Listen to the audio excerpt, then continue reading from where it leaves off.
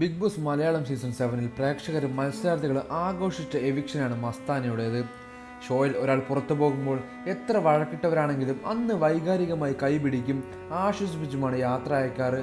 എന്നാൽ മസ്താനിയുടെ കാര്യത്തിൽ അതല്ല നടന്നത്. ലക്ഷ്മി, നവീൻ എന്നിവർ മാത്രമാണ് മസ്താനി പോയതിൽ കുറച്ചെങ്കിലും വിഷമിച്ചത്. ആര്യൻ, ആദില, നൂറ, ജിസേൽ, അക്ബർ, റനാഫ്, ഷാനവാസ്, ബിന്നി തുടങ്ങിയവരെല്ലാം ഏറെ ആഹ്ലാദിക്കുകയും ചെയ്തു. മസ്താനി എവിക്റ്റ് ആണെന്ന് മോഹൻലാൽ പറഞ്ഞപ്പോൾ കാണികൾ കൈയടിച്ചു. മത്സരാർത്ഥികൾ ആര്യൻ, റന തുടങ്ങിയവർ തുള്ളിച്ചാടി. ആദിലയും നൂറയും പരസ്പരം കെട്ടിപ്പിടിക്കുകയാണ് ചെയ്തത്. എല്ലാവരോടും നല്ല രീതിയിലല്ല മസ്താനി പെരുമാറിയത്, നല്ല രീതിയിലുമല്ല യാത്ര പറഞ്ഞതും. നവീൻ, ലക്ഷ്മി എന്നിവരോട് മാത്രമാണ് മസ്താനി യാത്ര പറഞ്ഞത്.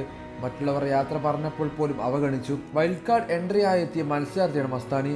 എന്നാൽ തുടക്കം മുതൽ ഗെയിമിൽ മസ്താനിക്ക് പിഴവ് സംഭവിച്ചു. വീടിനകത്തുള്ളവരോടും പുറത്തുള്ള പ്രേക്ഷകരുടെയും വെറുപ്പിക്കപ്പെട്ട കഥാപാത്രമായി മസ്താനി മാറിയിരുന്നു. ബിഗ് ബോസ് മലയാളം സീസൺ 7-ലെ നിങ്ങളുടെ ഇഷ്ട മത്സരാർത്ഥികളും ഈ വിഷയത്തിൽ നിങ്ങളുടെ അഭിപ്രായങ്ങൾ മടിക്കാതെ കമൻറ്റ് ചെയ്യുക.